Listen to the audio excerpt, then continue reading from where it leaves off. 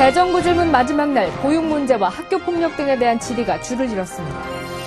온실가스 배출권 거래제 시행령이 지난 23일 입법 예고됐습니다. 국가치매관리 종합대책이 마련됐습니다. 앞으로는 국가건강검진 시 치매검진이 강화됩니다. 김황식 국무총리가 방학 중에도 온종일 방과 후 프로그램과 학교 급식을 운영하고 있는 한 초등학교를 찾았습니다. 여러분 안녕하십니까? 지난주 정치 분야에서 시작된 국회 대정부 질문이 이번 주에도 계속됐습니다. 지난 23일 사회 문화 분야 대정부 질문에선 보육 문제와 학교 폭력 등 우리 생활과 밀접한 정책에 대한 질의가 줄을 이뤘는데요. 김황식 국무총리는 0세부터 2세까지의 보육료 지원 문제는 중앙정부와 지방정부가 협의해 조속히 해결하겠다면서 보육 지원 체계의 발전 방향에 대한 견해를 밝혔습니다. 구체적으로 지방 재정에서 부담할 부분을 어떻게 할 것이냐 하는 문제는 지금 현재 논의 중에 있고 그걸 빠른 시간 내에 결론을 낼 준비를 지금 하고 있습니다. 중요한 것은 국민들이 그 부분에 대해서는 중앙정부하고 지방정부하고 잘 협의를 해서 무상보육이 중단되는 일은 없도록 하겠다 하는 시설 보육보다는 영유세에 대해서는 가정양육이 애들의 정서 발달에 있어서 결정적인 영향을 준다 이렇게 생각하기 때문에 참 피치 못하는 그런 사정이 있는 경우 외에는 가정양육 중심으로 이렇게 중점이 두어져야 된다 하는 것은 뭐 이견이 있을 수가 없다고 생각합니다. 정부가 이렇게 지원의 차별을 줄여가지고 부모가 선택할 수 있는 그런 길을 더 확실하게 만들어주는 것이 지금 정부로서 해야 될 일이다 이렇게 생각을 하고 있습니다. 네, 이번엔 학교 폭력과 반값 등록금 등 교육 문제에 대한 김 총리의 답변을 들어볼까요? 아직 이제 자라나는 과정에 있기 때문에 그 애들을 잘 이렇게 선도해서 좋은 학생으로 만드는 것이 제일 급선무다. 또 그에 따라서 낙인 효과가 생겨서는 안 된다 하기 때문에 저희로서도 이 부분에 대해서 문제점을 의식을 하고 학생활기록부에 그걸 기록을 했다 하더라도 그 애들이 어떻게 변화되는 과정도 당연히 기록을 해가지고 오히려 그렇게 개선된 상황을 오히려 그 학생에 대한 이제 좋은 점으로 이렇게 평가가 될 수 있도록 하는 그 여지도 만들고 가해 학생들에 대해서 특별 교육이나 심리치료 이런 것을 통해서 그런 애들이 좀 개선이 될 수 있도록 거기에 더 오히려 중점을 두고 있다 하는 말씀도 드립니다. 이제 의원님 말씀대로 온값 등록금이라도 만약 하게 되면은 대학 교육이 이게 어느 방향으로 갈 것이냐 하는 문제도 있고 또 현재 문제되어 있는 이제 대학에 진학해야 될 고교 출신자들이 계속 줄어드는 입장에 있고 대학의 숫자는 많이 남아 있는 데서 지금 구조 조정해야 될 문제도 있고 또 대학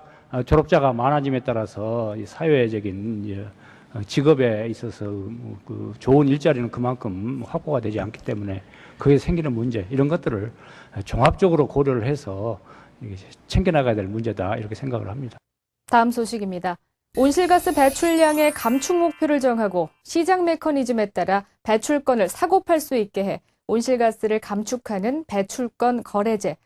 우리나라도 지난 5월 온실가스 배출권의 할당 및 거래에 관한 법률을 제정해 본격적인 도입을 앞두고 있는데요.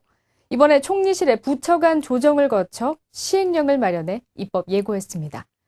부처 간 주도권 경쟁이 치열했던 제도 운영의 주관 기관은 총리실의 조정을 거쳐 환경부로 정했고요.